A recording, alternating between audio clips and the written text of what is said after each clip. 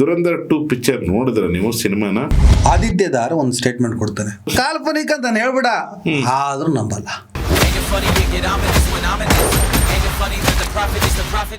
Cinema ಹೇಗಿರ್ಬೇಕು ಅಂತ ಹೇಳಿ ಮನರಂಜಿಸಬೇಕು, ಮನಸ್ಸೊಳಗಡೆ ವಿಷ ಬೀಜವನ್ನು ಬಿತ್ತಬಾರ್ದು. ಸೋಷಿಯಲ್ ಮೀಡಿಯಾ ಏನಾದರೂ ನೋಡ್ತಾ ಇದ್ದೀರಾ? ಅಲ್ಲೇ ಬದುಕ್ತಾ ಇದ್ದೇನೆ, ಬದುಕನ್ನ ಹಾಳು ಮಾಡ್ಕೊಂಡಿದ್ದು ಸಿನಿಮಾಗಳನ್ನು ನೋಡಿ. ಪಾಕಿಸ್ತಾನ್ ಕಾ ಮುಸ್ತಕ್ಬಿಲ್ ಅಬ್ ಹಿಂದೂಸ್ತಾನ್ ತೇ ಕರೆಗಾ. ಬೇರೆಯವರಿಗೆ ತಲೆ ಒಳಗಡೆ ಹುಳ ಬಿಡ್ತಾರಲ್ಲ, ಇದು ಎಷ್ಟು ಸರಿ? ಆಂಜನೇಯ ದೇವಸ್ಥಾನದ ಪಕ್ಕ ಕಲ್ಲಂಗಡಿಯನ್ನು ಮಾರುತ್ತಿದ್ದಂಥ ನಬಿಸಾಬಿನ ಅಂಗಡಿನ ಪುಡಿಗಿಡ್ತಾರೆ. ನನಗೆ ವ್ಯಾಪಾರ ಆಗೋದು ಪರವಾಗಿಲ್ಲ, ನನ್ನ ಇಲ್ಲಿಂದ ಓಡಿಸ್ಬೇಡಿ, ನಾನು ದಿನ ಆಂಜನೇಯಗೊಂದು ನಮಸ್ಕಾರ ಹೊಡಿಬೇಕು, ಆಂಜನೇಯಗೊಂದು ನಮಸ್ಕಾರ ಹೊಡಿಬೇಕು ಅಂತ ನಬಿಸಾಬು. ಬಿಡು ಮತಗಳ ಜಗಳ, ಇದೇ ಕೆಲಸವು ಬಹಳ. ಇನ್ನು ಮುಸಲ್ಮಾನೆಲ್ಲ ಒಟ್ಟಿಗೆ ಕೂತ್ಕೊಂಡು ನಮ್ದುಕ್ಕಿ ಅವ್ರದುಕ್ಕಿನ ಎಂಜಾಯ್ ಮಾಡಿ ನೋಡ್ತಾ ಇದ್ವಿ. ಇವತ್ತೊಂದು ದುರಂಧರ್ 2ನ ಹಿಂದೂ ಮುಸಲ್ಮಾನ ಒಟ್ಟಿಗೆ ಕೂತ್ ನೋಡೋಕ್ಕಾಗಲ್ಲ, ಸಿನಿಮಾ ಮುಗಿಯೋಷ್ಟೊತ್ತಿಗೆ ಇವನು ಹೆಣ ಬೀಳುವಂಥ ಚಾನ್ಸ್ ಇರುತ್ತೆ. ದುರಂಧರ್ 2 ತುಂಬಾ ಸೋಷಿಯಲ್ ಮೀಡಿಯಾದಲ್ಲಿ ತುಂಬಾ ಚರ್ಚೆ ಆಗ್ತದೆ. ಹೇಗೆ ಚರ್ಚೆ ಆಗ್ತದೆ ಅಂತಂದ್ರೆ, ವಾ ಮೋದಿಜಿ ವಾ, ಇನ್ನೊಂದು ಕಡೆ ಹಿಂಗಿದ್ರ ಇಲ್ಲೋಗಳು ಮಕ್ಕಳುಗಳು, ಆ ಮಕ್ಕಳು ಈ ಮಕ್ಕಳು ಏನೇನೋ ಮಕ್ಕಳುಗಳು ಅಂತ ಇದೆಲ್ಲ ಸೋಷಿಯಲ್ ಮೀಡಿಯಾದಲ್ಲಿ ಬರ್ತಾ ಇರೋದು. ದುರಂಧರ್ 2 ಪಿಕ್ಚರ್ ನೋಡಿದ್ರೆ ನೀವು ಸಿನಿಮಾನ? ದುರಂಧರ್ ಸಿನಿಮಾದ ಡೈರೆಕ್ಟ್ರು ಆದಿತ್ಯದಾರ್ ಒಂದು ಸ್ಟೇಟ್ಮೆಂಟ್ ಕೊಡ್ತಾನೆ, ಈ ಸಿನಿಮಾ ಕಾಲ್ಪನಿಕ ಅಂತ. ಮುಗಿತಲ್ಗೆ ಅಲ್ಲಲ್ಲ, ಯಾಕೆ ಹಿಂಗ್ ಆಡ್ತಾ ಇದ್ದಾರೆ? ಕಾಲ್ಪನಿಕ ಅಂತ ಹೇಳ್ಬಿಡ, ಆದ್ರೂ ನಂಬಲ್ಲ. ನೀವು ಪಾಕಿಸ್ತಾನಕ್ಕೆ ಹೋಗುವಂಥ ಒಬ್ಬ ರಾ ಏಜೆಂಟು, ಅಲ್ಲಿನ ಲ್ಯಾರಿ ಪ್ರದೇಶ, ಅಲ್ಲೊಬ್ಬ ಡಾನು, ಅರ್ಥ ಆಯ್ತಾ ನಿಮಗೆ? ಆತನ ಸಂಪರ್ಕದಲ್ಲಿ ಅಲ್ಲಿನ ಟೆರರಿಸ್ಟ್ ಗ್ರೂಪ್ಗಳನ್ನು ನಾಶ ಮಾಡೋದು, ಹೋರಾಟ ಮಾಡೋದು. ಹೋಗಿ ಇಟ್ಸ್ ಓಕೆ, ನೀವು ಪಾಕಿಸ್ತಾನದ ವಿಚಾರದಲ್ಲಿ ಏನು ಬೇಕಾದರೂ ಮಾಡಿ. ಆ ಸಿನಿಮಾವನ್ನು ಪಾಕಿಸ್ತಾನ ಬ್ಯಾನ್ ಮಾಡ್ತು, ಸೌದಿ ಅರೇಬಿಯಾ ಬ್ಯಾನ್ ಮಾಡ್ತು. ಪಾಕಿಸ್ತಾನ ಬ್ಯಾನ್ ಮಾಡೋದ್ರ ಅರ್ಥ ಇದೆ, ಯಾಕಂದರೆ ಕರಾಚಿ ಪಾಕಿಸ್ತಾನವನ್ನು ಟೆರರಿಸ್ಟ್ ಆರ್ಗನೈಸ್ ಥರ ಅವ್ರನ್ನ ಪೋಷಿಸುವಂಥ ದೇಶದ ಥರ ನೀವು ತೋರಿಸಿದ್ದೀರಾ, ಹಾಗಾಗಿ ನಿಮ್ಮನ್ನು ನಾವು ವಿರೋಧಿಸ್ತೀವಿ ಅಂತ. ನಾಳೆ ಪಾಕಿಸ್ತಾನದಲ್ಲೂ ಕೂಡ ದುರಂಧರ್ 3ನ ಏನೋ ಸಿನಿಮಾ ಮಾಡಿ ಅವ್ರು ಇಂಡಿಯನ್ ವಿಲನ್ ಆಗಿ ತೋರಿಸ್ಬೋದು. ಅದು ಆಯಾ ದೇಶದ ಪ್ರೊಪಗಂಡಗಳು. ಅದ್ರ ಬಗ್ಗೆ ಮುಸಲ್ಮಾನ ಹಲವು ಕಂಟ್ರಿಗಳು ದುರಂಧರ್ನ ಬ್ಯಾನ್ ಮಾಡ್ತಾರೆ. ಬಿಕಾಸ್ ಆಫ್ ಧಾರ್ಮಿಕ ಸಂಘರ್ಷಗಳಿಗೆ ಕಾರಣ ಆಗುತ್ತೆ ಇಂಥ ಸಿನಿಮಾಗಳು. ಅಲ್ಲಾಹು ಅಕ್ಬರ್ ಅಂತ ಹೇಳಿಬಿಟ್ಟು ಹೋಗಿ ಬಾಂಬ್ ಹಾಕೋದು, ಹೊಡೆಯೋದು, ಬಡಿಯೋದು, ಕಡಿಯೋದು ಕೇವಲ ಪಾಕಿಸ್ತಾನದ ಮುಸಲ್ಮಾನನಿಗೆ ಸಂಬಂಧಪಟ್ಟಂತಹ ದೇವರು ಅಲ್ಲಾಹ ಅಲ್ಲ, ಅಲ್ಲಾಹ್ ಭಾರತದ ಮುಸಲ್ಮಾನನಿಗೂ ದೇವರು. ನೀವು ಅಲ್ಲಾಹು ಅಕ್ಬರ್ ಅಂತ ಹೇಳ್ಬಿಟ್ಟು ಕ್ರೈಮನ್ನೇ ಮಾಡ್ತಾರೆ ಅಂತ ಹೇಳ್ಬಿಟ್ಟು ತೋರಿಸೋದು ನನ್ನ ದೇಶದ ಮುಸಲ್ಮಾನರು ಮತ್ತು ಹಿಂದೂಗಳ ನಡುವೆ ಸಾಮರಸ್ಯಕ್ಕೆ, ಆ ಸಾಮರಸ್ಯದ ಬದುಕಿಗೆ ಧಕ್ಕೆ ಆಗುತ್ತೆ ಅನ್ನೋದು ಒಂದು ವಿಮರ್ಶೆ. ಪಾಕಿಸ್ತಾನ ಮಾಡಿ, ನೀವು ಪಾಕಿಸ್ತಾನದ ನೀವು ಯಾವ ಥರದ್ದು ತೋರಿಸ್ತೀರೋ ಅದು ಬೇಡ, ಆದರೆ ಅದನ್ನೇ ನೀವು ನನ್ನ ದೇಶದೊಳಗಡೆ ಇಂಪ್ಯಾಕ್ಟ್ ಮಾಡಿಕೊಂಡು ಇಲ್ಲಿನ ಹಿಂದುತ್ವ ಪ್ರೊಪಗಂಡವನ್ನು, ಇಲ್ಲಿನ ಮೋದಿ ಆ್ಯಂಡ್ ಗ್ಯಾಂಗ್ನ ಸಿದ್ಧಾಂತವನ್ನು ಪುಷ್ಟೀಕರಿಸುವ ಒಬ್ಬ ಪೊಲಿಟಿಕಲ್ ಕ್ಯಾಂಪೇನರ್ ಆಗಿ ಆದಿತ್ಯದಾರ್ ಒಂದು ಸಿನಿಮಾವನ್ನು ತೆಗೆದಾಗ ಆಕ್ಷೇಪ ಬಂದೇ ಬರುತ್ತೆ. ಮತ್ತು ಅಲ್ಲಿನ ಕ್ರೌರ್ಯ, ಮುಸಲ್ಮಾನ ಹಿಂದೂಗಳನ್ನ ಎಷ್ಟು ಕ್ರೌರ್ಯವಾಗಿ ಕೊಲ್ತಾನೆ ಅನ್ನೋ ತೋರಿಸೋದಿದೆಯಲ್ಲ, ಅದು ನಾಳೆ ಸರ್ ನಾನು ಸೀರಿಯಸ್ ಆಗಿ ಹೇಳ್ತೀನಿ. ಒಂದು ದುರಂಧರ್ ಸಿನಿಮಾವನ್ನು, ದುರಂಧರ್ ಫಸ್ಟಲ್ಲಿ ಒಂದು ಸೂಕ್ಷ್ಮ ಎಳೆಗಳಿದ್ವು. ನಾವು ಇದ್ರ ಬಗ್ಗೆ ಚರ್ಚೆ ಮಾಡಿದಾಗ ನೋಡಬೇಕು ಅಂತ ಅನಿಸ್ತು ನನಗೆ. ಸೂಕ್ಷ್ಮ ಎಳೆಗಳಿದ್ವು, ಸೂಕ್ಷ್ಮವಾದಂತಹ ಸಾಮರಸ್ಯವನ್ನು ಕದಡುವಂಥ ಪ್ರಯತ್ನ ಮಾಡಿದ್ರು. 2 ಅಲ್ಲಿ ಬಹಿರಂಗ ಎಸ್ಟಾಬ್ಲಿಷ್ ನಿನ್ನ ವಿರೋಧ ಮಾಡುವಂಥ. ನನಗೇನು ಅನಿಸ್ತು ಗೊತ್ತಾ, ಈ ದುರಂಧರ್ 2 ಚಿತ್ರದ ಬಗ್ಗೆ ಇಷ್ಟೊಂದು ಅಂದರೆ ಸೋಷಿಯಲ್ ಮೀಡಿಯಾದಲ್ಲೇ ಮೈನು ಇಷ್ಟೊಂದು ಚರ್ಚೆ ಆಗ್ಬೇಕಿತ್ತ? ಇಷ್ಟೊಂದು ಚರ್ಚೆ ಯಾಕೆ ಆಗ್ತಾ ಇದೆ? ದುರಂಧರ್ ಸಿನಿಮಾ ಆಗಲಿ, ಕೇರಳ ಸ್ಟೋರಿ ಆಗಲಿ, ಕಾಶ್ಮೀರ ಫೈಲ್ಸ್ ಆಗಲಿ, ಈ BJP ಕೃಪಾ ಪೋಷಿತ ಪ್ರೊಪಗಂಡ ಆಧಾರಿತ ಸಿನಿಮಾಗಳು ಅವರ ಸಿದ್ಧಾಂತಕ್ಕೆ ಅನುಕೂಲವಾಗಿ ಅವರನ್ನು ಅಭಿವೃದ್ಧಿ ಕೆಲಸಗಳಿಲ್ಲ ಬಿಡಿ, ಅದು ಇವ್ರನ್ನ ಇಂಥ ಸಿನಿಮಾಗಳ ಮೂಲಕ, ದ್ವೇಷದ ಮೂಲಕ ಜೀವಂತವಾಗಿಡುವಂಥ ಈ ಪ್ರಯತ್ನಗಳಿದೆ. ಒಂದು ಸಣ್ಣ ಪ್ರಶ್ನೆ ಸರ್, ಅಷ್ಟನ್ನು ಈ ಪ್ರಯತ್ನ ಮಾಡ್ತಿದ್ದಾರಲ್ಲ, ನೀವು ಸಣ್ಣ ಥಿಂಕ್ ಮಾಡಿ. ಈ ಸಿನಿಮಾವನ್ನು ಒಂದು ಥಿಯೇಟರ್ನಲ್ಲಿ ನೂರಾರು ಹಿಂದೂಗಳ ಮಧ್ಯೆ ಒಬ್ಬ ಮುಸಲ್ಮಾನ ಟೋಪಿ ಹಾಕಿ ಕೂತ್ಕೊಂಡು ನೋಡಿದ್ರೆ ಸಿನಿಮಾ ಮುಗಿಯೋಷ್ಟೊತ್ತಿಗೆ ಆತನ ಪರಿಸ್ಥಿತಿ ಏನಾಗ್ಬೋದು? ಈ ದೇಶದ ಮುಸಲ್ಮಾನಿಗೆ ಸಂಬಂಧಪಟ್ಟಿಲ್ಲ ಅಂತ ಹೇಳ್ತೀರಪ್ಪ, ಆಯ್ತು ನಾನು ಹೇಳ್ತೀನಿ.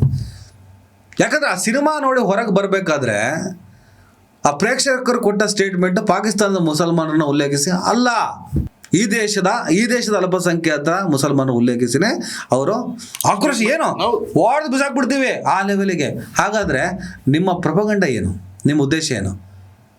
ಕರಾಚಿ ಪಾಕಿಸ್ತಾನ ಬ್ಯಾನ್ ಮಾಡ್ತು ಒಂದು ಸಿನಿಮಾ, ಓಕೆ, ಬೇರೆ ಮುಸ್ಲಿಂ ರಾಷ್ಟ್ರ ಯಾಕೆ ಅದನ್ನು ವಿರೋಧ ಮಾಡ್ತದೆ? ಏನು ಮಾಡಕ್ಕೆ ಹೊರಟಿದ್ದೀರಿ ಮಾಡಿ. ಸೊ ನೀವು ಒಬ್ಬ ಪತ್ರಕರ್ತರಾಗಿ ಸಿನಿಮಾ ಹೇಗಿರ್ಬೇಕು ಅಂತ ಹೇಳಿ ಸರ್, ಸಿನಿಮಾ ಮನರಂಜನೆ ಸರ್, ಮನರಂಜಿಸಬೇಕು, ಮನಸ್ಸೊಳಗಡೆ ವಿಷ ಬೀಜವನ್ನು ಬಿತ್ತಬಾರ್ದು. ನಾವು ಡಾಕ್ಟರ್ ರಾಜ್ಕುಮಾರ್ ಸಿನಿಮಾಗಳನ್ನು ನೋಡ್ತಾ ಇದ್ದಾಗ, ಅವಾಗ ಓದ್ತಾ ಇದ್ದಾಗ ನೋಡ್ತಾ ಇದ್ವಿ, ಒಬ್ಬ ಕುರುಡನನ್ನು ರಸ್ತೆ ದಾಟಿಸ್ಬೇಕು ಅಂತ ನನಗೆ ಅನಿಸಿದ್ದು ರಾಜ್ಕುಮಾರ್ ಸಿನಿಮಾಗಳನ್ನು ನೋಡಿ ಅಂತ ಮಾತಾಡ್ತಾ ಇದ್ವಿ ನಾವು. So motivation. ರಾಜ್ಕುಮಾರ್ ಉದ್ದಕ್ಕೂ ಈ ಸಿನಿಮಾಗಳಲ್ಲಿ ಅಶ್ಲೀಲ ದೃಶ್ಯಗಳಲ್ಲಾಗಲಿ ಅಶ್ಲೀಲ ಅಭ್ಯಾಸಗಳನ್ನಾಗಲಿ ತೋರಿಸಲೇ ಇಲ್ಲ. ಅವರು ಎಥಿಕ್ಸ್ ಇಟ್ಕೊಂಡು ಸಿನಿಮಾವನ್ನು ಮಾಡಿದ್ರು. ಯಾಕಂದರೆ ಮೋಟಿವೇಟ್ ಆಗ್ತಾರೆ ನಮ್ಮ ಜನ. ನಮ್ಮ ಸಿನಿಮಾ ಇವ ದರ್ಶನ್ ಫ್ಯಾನ್ಸ್ಗಳು ಯಾರು, ಅಣ್ಣ ಬಾಸು ಡಿ ಬಾಸು ಅಂತ ಹೇಳ್ತಾರಲ್ಲ, ಯಾಕೆ ದರ್ಶನ್ನ ಇಮಿಟೇಟ್ ಮಾಡ್ತಾರೆ? ದರ್ಶನ್ ಮಾದರಿ ಆಗಬಾರ್ದು. ದರ್ಶನ ಮಾದರಿ ತಗೋತಾರೆ. ನಮ್ಮ ಅಣ್ಣ ಸಿಗರೇಟ್ ಹಿಂಗ್ ಹೊಡಿತಾನೆ ಗೊತ್ತಾ, ನಮ್ಮ ಅಣ್ಣ ಮಾದರಿ ತಗೊಂಬಾರ್ದು ಅಂತಂದ್ರೆ ಕೆಲವೊಂದು ವಿಚಾರಕ್ಕೆ ತಗೊಬೇಕು, ಕೆಲವೊಂದು ವಿಚಾರಕ್ಕೆ ತಗೊಂಬಾರ್ದು. ದರ್ಶನಲ್ಲಿ ಕೆಲವೊಂದು ಒಳ್ಳೆ ಗುಣ ಇದೆ. ಹೌದು, ಅದಕ್ಕೆ ಹೇಳ್ತಾರದು ನಾನು. ದರ್ಶನಲ್ಲಿ ಭಾಳ ದೊಡ್ಡ ಹ್ಯೂಮನಿಟಿ ಇತ್ತು. ದರ್ಶನ ಒಂದು ಸೌಹಾರ್ದತೆ ಇತ್ತು. ಆತ ಧರ್ಮ ಭೇದಗಳನ್ನು ಮಾಡ್ತಾ ಇರಲಿಲ್ಲ. ಜಾತಿಗಳು ಕೇಳಿದಾಗ ಕ್ಯಾಕರ್ಸ್ ಉಗಿತಿದ್ದ ಮೀಡಿಯಾಕ್ಕೆ.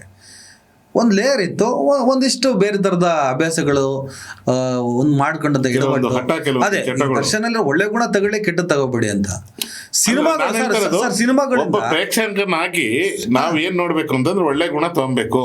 ಅದನ್ನ ಯಾವ್ದನ್ನ ಒಳ್ಳೆ ಗುಣ ತೋರಿಸಿರ್ತಾರೆ ಪಿಕ್ಚರ್ಲಿ, ಅದನ್ನ ಮಾತ್ರ ತಗೊಂಡು ಕೆಟ್ಟದಾಗಿ ಒಂದು ಪ್ರೆಸೆಂಟೇಶನ್ ಮಾಡ್ತಾರಲ್ಲ ಯಾವುದೇ ಸಿನಿಮಾ ಇರ್ಲಿ, ಓಕೆ, ಒಂದು ಪ್ರಪಗಂಡ ಇಟ್ಕೊಂಡು ಇದನ್ನೇ ಟಾರ್ಗೆಟ್ ಮಾಡ್ಬೇಕಂತ ಮಾಡಿರ್ತಾರಲ್ಲ.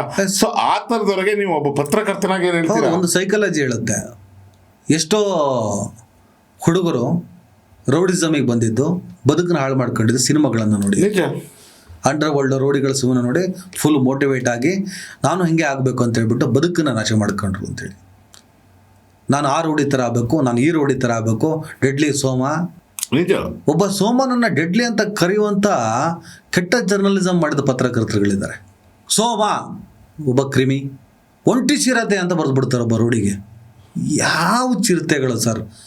ಅವನೊಬ್ಬ ರೌಡಿ, ಅವನೊಬ್ಬ ಕನಿಷ್ಠ, ಅವನೊಬ್ಬ ನಿಕೃಷ್ಟ. ಅವನು ಪಾಪ ಕೃತ್ಯಗಳನ್ನು ಮಾಡಿದ್ರೆ ಪೊಲೀಸು ಗುಂಡಿಟ್ಟು ತೆಗಿತಾರೆ ಅವನ್ನ, ಅವನು ಜೈಲಿಗೆ ಹೋಗ್ಬಿಟ್ಟು ಕೊಳಿತಾನೆ. ಹೀಗೆ ಬರಿತಾ ಹೋದರೆ ಯಾವನು ರೌಡಿ ಆಗ್ತಾನೆ?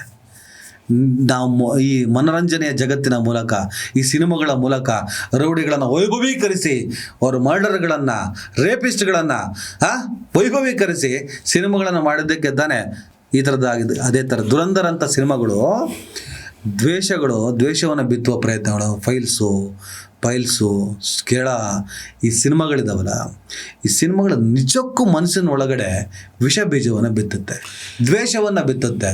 ಪರಿಣಾಮ ಏನಾಗುತ್ತಂದರೆ, ರಾಯಚೂರಿನಲ್ಲಿ ಮೇ ಬಿ ಆಂಜನೇಯ ದೇವಸ್ಥಾನದ ಪಕ್ಕ ಕಲ್ಲಂಗಡಿಯನ್ನು ಮಾರುತ್ತಿದ್ದಂಥ ನಬಿ ಸಾಬಿನ ಅಂಗಡಿನ ಪುಡಿಗಿಡ್ತಾರೆ. ತೆಗೆದ ರಾಶಿ ನಿಮ್ಗೆ ಗೊತ್ತಿದೆ ನಬಿ ಸಾಬು. ಅವ್ನು ಕೇಳಿದನು ಯಾಕಂತ, ಗೊತ್ತಿಲ್ಲ, ನಿನ್ನ ದೇವಸ್ಥಾನ ತೆಗೆದಿರಬೇಡ ಅಷ್ಟೇ. 40 ವರ್ಷದಿಂದ ವ್ಯಾಪಾರ ಮಾಡ್ತಿದ್ದೀನಿ ನಾನು, ನನಗೆ ವ್ಯಾಪಾರ ಆಗಿದ್ದು ಪರವಾಗಿಲ್ಲ, ನನ್ನ ಇಲ್ಲಿಂದ ಓಡಿಸ್ಬೇಡಿ, ನಾನು ದಿನ ಆಂಜನೇಯಗೆ ಒಂದು ನಮಸ್ಕಾರ ಹೊಡಿಬೇಕು ಅಂತ ನಬಿ ಸಾಬು. ಈ ಭಾವೈಕ್ಯತೆ, ಈ ಸೌಹಾರ್ದತೆ. ಕಬೀರಾನಂದ ಸ್ವಾಮೀಜಿ, ಅನ್ವಾರಾನಂದ ಸ್ವಾಮೀಜಿ, ಒಬ್ಬ ಸಿದ್ಧಾರೂಢರು ಇಲ್ಲ ಅಂತಂದರೆ ಶ್ರೀನಾಥ ಶರೀಫ್ರೇ ಫುಲ್ ಆಗಲ್ಲ ಈ ದೇಶದಲ್ಲಿ, ಈ ರಾಜ್ಯದಲ್ಲಿ, ಈ ಸೂಫಿ ಪರಂಪರೆಯಲ್ಲಿ. ಈ ಥರ ಇರುವಂಥ ಮಾನಸಿಕತೆಯನ್ನು ಹಾಳು ಮಾಡೋದು ಯಾರು ಹೇಳಿ? ಇಂಥ ಸಿನಿಮಾಗಳು, ಇಂಥ ಪ್ರೊಪಗಂಡಗಳು.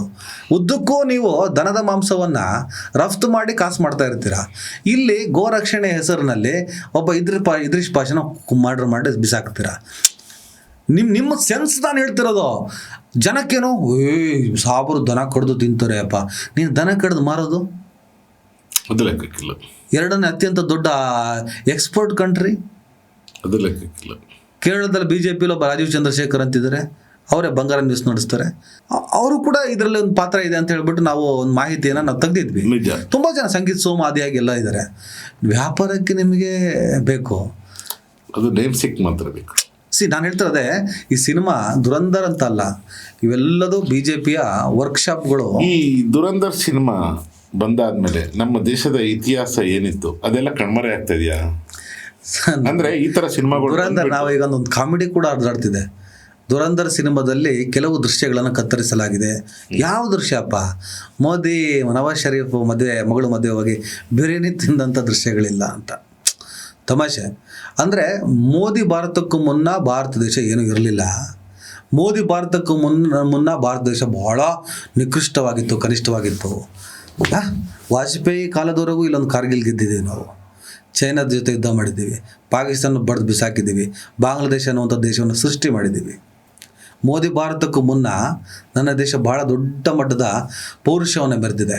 ಇವತ್ತು ಎಂಬೆಸಿಗೆ ಏನೋ ಕಾಲ್ ಮಾಡಿ ಅಥವಾ ಇವತ್ತು ಡೈರೆಕ್ಟಾಗಿ ನಮ್ಮ ವಿಶ್ವಗುರುಗಳಿಗೆ ಫೋನ್ ಮಾಡಿಬಿಟ್ಟು, ಏಯ್ ನಾನು ನಿನ್ನ ಮೇಲೆ 50% ಟ್ಯಾಕ್ಸನ್ನು ಹಾಕ್ತೀನಿ, ನೀನು ನನ್ನ ಮೇಲೆ ಹಾಕಂಗಿಲ್ಲ.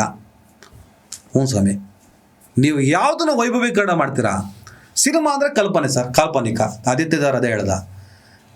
ಇಲ್ಲಿ ಯಾರನ್ನ ಹೀರೋ ಮಾಡ್ತಿದ್ದಾರೆ, ಯಾವ ಪ್ರಪೋಗಂಡವನ್ನು ಬೀಳ್ತಿದ್ದಾರೆ, ಯಾವ ಪ್ರಪೋಗಂಡವನ್ನೇ ಇವತ್ತು ಎಲ್ಲರೂ ಉಸಿರಾಡ್ಕೊಂಡು ಹೆಂಗೆ ಅಂತ ಹೇಳ್ತಿದಾರಲ್ಲ, ಒಂದೇ ಒಂದು ಮಾತಲ್ಲಿ ಅದನ್ನು ಹೊಡೆದಾಕದ ಇದು ಕಾಲ್ಪನಿಕ ಅಂತ. ಅಂದರೆ ಇವರ ಪೌರುಷ ಕಾಲ್ಪನಿಕ, ಇವರ ಶಕ್ತಿ ಕಾಲ್ಪನಿಕ, ಆವಾಗ ನಡೆದಿದೆ ಅಂತ ಹೇಳ್ತಾ ಇರೋದು ಕಾಲ್ಪನಿಕ, ಎಲ್ಲ ಕಾಲ್ಪನಿಕ. ಅಂದರೆ ಸರ್ ವಿಶ್ವಗುರು ಅನ್ನೋದೇ ಕಾಲ್ಪನಿಕ ಸರ್. ವಿಶ್ವಗುರು ಅಂದರೆ ವಿಶ್ವವನ್ನೇ ನಿಭಾಯಿಸಬೇಕಾದವರು. ಸುಮ್ಮನೆ ನಾವು ಇಲ್ಲಿ ನಮಗೆ ಅಟ್ಲೀಸ್ಟ್ ನಾನು ನಿಮ್ಮ ಪ್ರಾಡಕ್ಟ್ ಮೇಲೆ ಟ್ಯಾಕ್ಸ್ ಹಾಕ್ಬೇಕಾ? ಅಲ್ಲಿ ಹೇಳ್ತಾರೆ, ಅಮೇರಿಕದ ಒಂದು TV ಚಾನಲ್ ಕೂತ್ಕೊಂಡು ಹೇಳ್ತಾರೆ, ಭಾರತದವರು ಒಳ್ಳೆ ನಟರು, ನಾವು ಹೇಳ್ದಂಗೆ ಆ್ಯಕ್ಟಿಂಗ್ ಮಾಡ್ತಾರೆ, ನಾವು ಹೇಳ್ದಂಗೆ ಕೇಳ್ತಾರೆ, ರಿಯಾಲಿಟಿ ಬಹಿರಂಗ ತಾನೇ ಎಲ್ಲ. ಈ ಸ್ಥಿತಿಗೆ ಬಂದು ತಲುಪಿದ್ದೀವಿ. ನೀವು ಅದೇನೋ ಸ್ಟೋರಿ, ಅದೇನೇ ಫೈಲ್ಸ್ಗಳನ್ನು ಮಾಡಿ ತೋರಿಸಿದ್ರೂ ಕೂಡ ವಾಸ್ತವ ಬೇರೆ.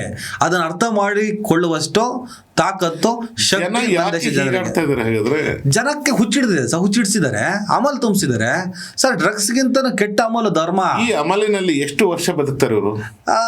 ಅವರ ಈ ಒಂದು ಜನ್ರೇಷನ್ ಮುಗಿಯುವವರೆಗೂ ಸರ್. ನೆಕ್ಸ್ಟ್ ಜನ್ರೇಷನ್ ಬೇರೆ ಇದೆ, ಆಫ್ಟರ್ ಜೆನ್ಸಿ ಇದೆ ಅಲ್ಲ, ಅಲ್ಲಿ ಸರಿ ಹೋಗ್ತಾ. ಅಲ್ಲಿ ಸ್ವಲ್ಪ ಡ್ರಗ್ಸು ಇನ್ನಿತರ ಸವಾಲುಗಳಿಗೆ ನಾವು ಅದಕ್ಕೆ ಹೋರಾಟ ಮಾಡಬೇಕಾಗುತ್ತೆ.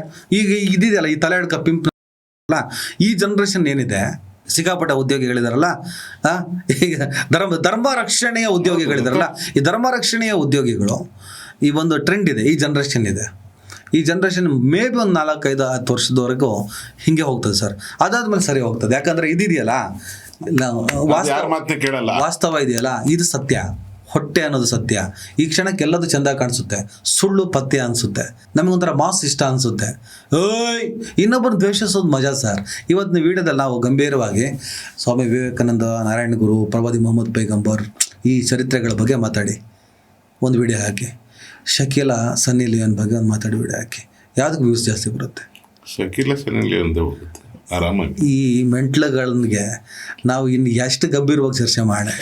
ದುರಂಧರ್ 2 ಅದೇ ಇದು ನೀವು ಇದು ಪೀಕ್ ಹೋಯ್ತು, ಎಲ್ಲ ಎಕ್ಸ್ಟ್ರೀಮ್ ಹೋಯ್ತು. ಒಂದು ನೀವು ಎಕ್ಸ್ಪೆಕ್ಟೇ ಮಾಡೋಕ್ಕಾಗಲ್ಲ. ಹೌದು. ಓಕೆ, ಯಾಕೆ ಅಂತಂದ್ರೆ ನೋಡಿ, ಅವಾಗ ಹುಡುಗರು ಜೋಕ್ ಮಾಡ್ತಾ ಇದ್ರು, ಬೈ ಚಾನ್ಸ್ ಮುಸ್ಲಿಂ ಭಾಷೆ ಮಾತಾಡಿದ್ರೆ ಜೋಕ್ ಮಾಡ್ತಾ ಇದ್ರು, ಸುಮ್ಮನೆ ಆಗ್ತಾ ಇದ್ರು. ನೀವು ಜೋಕ್ ಮಾಡ್ತಾ ಇದ್ರಿ, ನಾವು ಜೋಕ್ ಮಾಡ್ತಾ ಇದ್ವಿ, ಎಲ್ಲ ಸುಮ್ಮನೆ ಆಗ್ತಿದ್ವಿ. ಆ ಟೈಮಿಂಗ್ ಅದು ಸಿನಿಮಾ ತರನೇ ನೋಡ್ತಾ ಇದ್ದ. ಬಟ್ ಇತ್ತೀಚಿನ ಇಷ್ಟು ಚರ್ಚೆ ಆಗ್ತಾ ಇದೆಯಲ್ಲ, ಇಷ್ಟು ಚರ್ಚೆಗೆ ಅವಶ್ಯಕತೆನ ಮತ್ತೆ ಒಬ್ಬ ಸಿನಿಮಾ ನೋಡಿದ ಪ್ರೇಕ್ಷಕ ಬಂದ್ಬಿಟ್ಟು ಬಾಯಿಗೆ ಬಂದ ಹಾಗೆ ಮಾತಾಡ್ಬಿಟ್ಟು ಬೇರೆಯವರಿಗೆ ತಲೆ ಒಳಗಡೆ ಹುಳ ಬಿಡ್ತಾರಲ್ಲ, ಇದು ಎಷ್ಟು ಸರಿ? ಒಳ್ಳೆ ಮಾತು ಹೇಳಿದ್ರಿ ನೀವು. ನಾನು ಈಗ ಪ್ರೊಪಗಂಡ ಎಲ್ಲಿಂದ ಶುರುವಾಯಿತು ಅನ್ನೋದನ್ನು ನಾನು ಹೇಳಿದೆ ಅಲ್ಲ, ಅದೇ ಥರ ಅವತ್ತು ಥಿಯೇಟ್ರಲ್ಲಿ ಕೂತ್ಕೊಂಡು ಹಿಂದೂ ಮುಸಲ್ಮಾನೆಲ್ಲ ಒಟ್ಟಿಗೆ ಕೂತ್ಕೊಂಡು ನಮ್ದಕ್ಕಿ ಅವ್ರದಕ್ಕಿನ ಎಂಜಾಯ್ ಮಾಡಿ ನೋಡ್ತಾ ಇದ್ವಿ. ಇವತ್ತೊಂದು ದುರಂಧರ್ 2ನ ಹಿಂದೂ ಮುಸಲ್ಮಾನ ಒಟ್ಟಿಗೆ ಕೂತ್ ನೋಡೋಕ್ಕಾಗಲ್ಲ. ಯಾಕಂದರೆ ಸಿನಿಮಾ ಮುಗಿಯೋಷ್ಟೊತ್ತಿಗೆ ಇವನು ಹೆಣ ಬೀಳುವಂಥ ಚಾನ್ಸ್ ಇರುತ್ತೆ.